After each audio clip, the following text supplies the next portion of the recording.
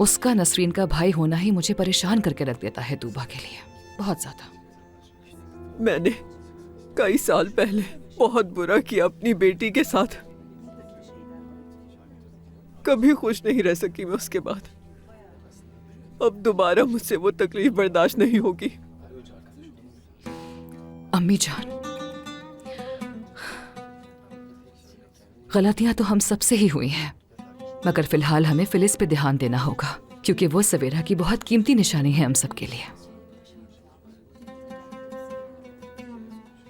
लेकिन मैं अच्छी तरह जानती हूं कि सच्ची मोहब्बत के आड़े कोई नहीं आ सकता है।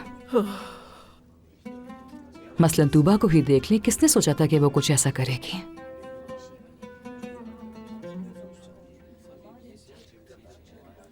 घर जाऊंगी अब मैं। ठीक है अम्मी जान, चलते हैं आप। आजा। अच्छा लगा तुमसे मिलके, दोबारा मिलती रहना।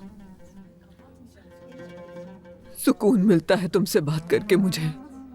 आपका जब दिल चाहे अम्मी जान। मुझे वैसे भी आपसे बातें करके बहुत अच्छा लगता है। तो क्या फिर चलें हम?